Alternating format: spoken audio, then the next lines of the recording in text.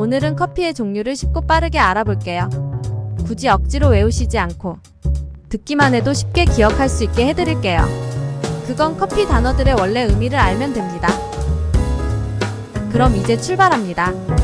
에스프레소는 이태리어로 빠르다는 말로 빨리 나왔다는 거라 원액입니다. 그래서 빨리 가는 특급 열차를 익스프레스로 부르기도 합니다. 하지만 가끔 다른 의견들이 많으신데 이미 머신을 만든 분이 사망한 이유라 정답은 없습니다. 그러나 근데 에스프레소 머신을 만든 베체라가 머신을 만들고 난 뒤에 참 빨리 나오니 좋구나 라고 자주 말했다고 합니다. 그냥 단순히 추출하다 정도의 의미로 쓴다면 당시 제조 기술로는 구바의 압력과 90도 정도의 온도로 밑으로 누르는 방식이어서 아래를 뜻하는 접두어를 사용해 디프레소 정도가 무난한 이름이었을 겁니다. 그러니까 추출이 틀린 건 아니지만 더 정확한 표현이 빠르다가 맞습니다. 스페인 커피 중에 꼬르따도로 설명을 드리면 꼬르따가 자르다란 의미로 우유로 커피의 신맛을 잘라낸 커피입니다. 그러니까 커피의 신맛을 중화한 커피입니다. 그런데 이 커피를 잘린 커피라고 부르기보다는 의미가 더 발전된 절제 커피나 중화 커피가 더 맞는 표현입니다. 그러니까 같은 단어군이지만 파생되면 더 발전된 뜻을 가집니다.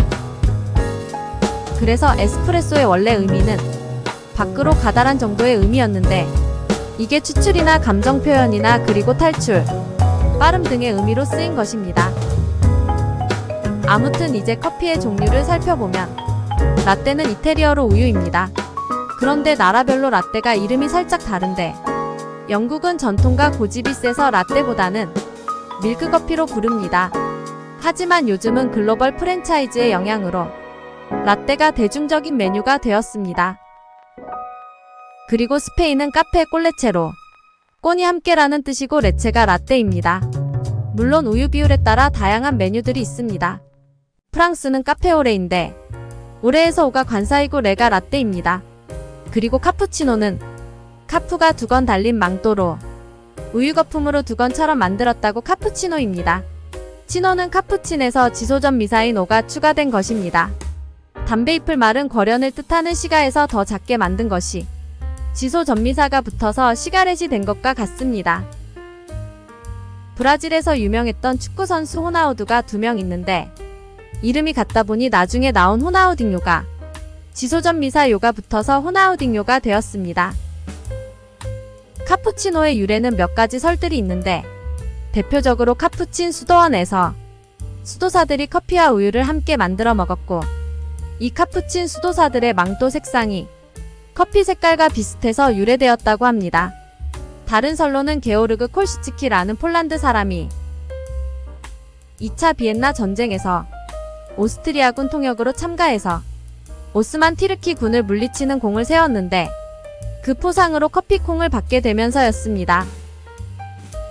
당시 오스트리아 사람들은 아직 커피를 잘 몰라서 낙타 먹인 줄 알았지만 콜시츠키는 그걸 가지고 와서 비엔나에서 커피 장사를 시작하게 됩니다. 이때 이름이 블루보틀인데 글로벌 커피 브랜드인 그 블루보틀의 유래가 됩니다. 그리고 당시 가지고 왔던 원두가 이미 볶아진 원두라고 추정하는데 쓴맛이 너무 세서 우유를 같이 타서 팔았습니다. 이게 인기를 끌면서 카푸치노가 되었다고 합니다. 그리고 프라푸치노는 프라프가 프랑스어로 차다란 단어로 얼음으로 만든 겁니다. 마키아토는 에스프레소에 우유 거품으로 점처럼 찍은 마크를 말합니다. 카페 모카는 커피 중에 제일 단 걸로 초코 시럽이 들어간 거예요. 하지만 원래 모카는 북예멘의 항구로 당시 커피가 아프리카에서 재배되어 예멘 항구를 통해 유라시아로 운송이 되었는데 그때 유행했던 커피가 단맛이 나던 커피여서 지금의 모카가 달게 되었습니다. 또 콤파냐는 스페인어로 콘이 함께 이고파냐는 크림인데 에스프레소에 생크림이나 휘핑크림을 넣은 커피입니다. 이태리 실제 발음은 꼼판나에 가깝습니다. 리스토리또는 제한된이란 뜻으로 일반적으로 원두를 같은 양으로 설정하고 물량만 절반 정도로 제한하여 추출하는 경우입니다. 이건 두 가지 경우가 있는데 그라인더 분쇄도는 그대로 유지하고 추출량만 짧게 끄는 것과 그라인더 분쇄도를 더 가늘게 하여 추출 시간을 짧게 끊어서 진하게 만든 게 있습니다. 보통은 전자가 많이 알려졌지만 후자가 더욱 풍미가 진하게 됩니다. 또 룽고는 일반 추출보다 좀 더 길게 뽑아서 커피 추출 뒷부분을 강조한 커피로 바디감과 쓴맛이 진해집니다. 아메리카노는 굳이 설명이 필요 없지만 에소프레소 원액에 물을 탄 것으로 2차 세계대전 때 미군이 이태리를 수복하면서 에스프레소가 너무 진해서 먹기 힘들자 물을 조금 타서 먹은 게 그 유래입니다. 하지만 이태리 사람들은 이를 아주 경멸하는데 그건 적절한 예를 들자면 라면 물을 2배로 넣고 끓이면 그게 맛이 나겠냐? 정도로 정리될 것 같습니다. 지금이 구독과 좋아요를 누를 시간입니다. 구독과 좋아요는 콘텐츠 제작에 큰 힘이 됩니다. 그러면 이제 커피의 유래를 살펴보겠습니다. 일반적으로 커피가 시작된 곳은 아프리카 에티오피아로 추정하고 있습니다. 커피의 이름도 아프리카 지명인 카파에서 유래되었습니다. 하지만 안타깝게도 그 의미는 알 수가 없습니다. 가끔 에티오피아의 코피 지역에서 시작되었다고도 합니다. 이 지역의 원주민 이름이 코피치노였고 에티오피아 코피 부근 지역에서는 커피를 붓나라고 합니다. 그래서 현대 커피콩을 뜻하는 빈의 유래라고 추정합니다. 그리고 아랍 문화권에서는 회복의 의미를 담은 까흐와에서 출발했다고 봅니다. 그건 이슬람에서는 술을 못 마심으로 술 대신 커피로 원기를 회복해서입니다. 그리고 우리가 보통 식당을 레스토랑이라고 하는데 레스토랑은 영어의 리스토어로 복구하다나 회복하다에서 나온 말입니다. 그러니까 커피와 레스토랑과 술이 비슷한 의미를 가졌던 적이 있었습니다. 커피의 전설에는 크게 2가지가 있는데 칼디와 오마르의 전설이 있습니다. 유럽에서 믿는 칼디의 전설은 칼디는 먼 옛날 목동 이름이었는데 우연히 칼디가 산에 올라가다 사냥이 이상한 열매를 먹은 뒤에 신나서 교미를 하는 걸 알게 됩니다. 그래서 그 열매를 가져와 말려서 먹었더니 기분이 알싸하게 좋아져서 다들 그 열매를 주머니에 넣고 다니며 먹었는데 그게 커피의 시작이라고 알려져 있습니다. 2번째는 아랍 쪽 오마르의 전설인데 먼 옛날 아라비아에 지금의 북예멘 모카 지역에 세크칼데의 제자인 세크 오마르라는 평판이 좋은 수도사가 살고 있었습니다. 어느 날 그 지역의 아름다운 공주가 큰 병에 걸리게 되는데 오마르는 그녀를 치료하게 됩니다. 이윽고 공주의 병은 나았지만 오마르는 공주를 사랑하게 되고 또 그것을 들키고 맙니다. 그래서 유배를 가게 되는데 어느 날 우연히 허기진 오마르는 산속에서 작은 새가 빨간 열매를 먹더니 더욱 신나게 노래하자 오마르도 그 열매를 따와서 끓여 먹었더니 기분이 좋아지고 원기도 회복되는 것이었습니다.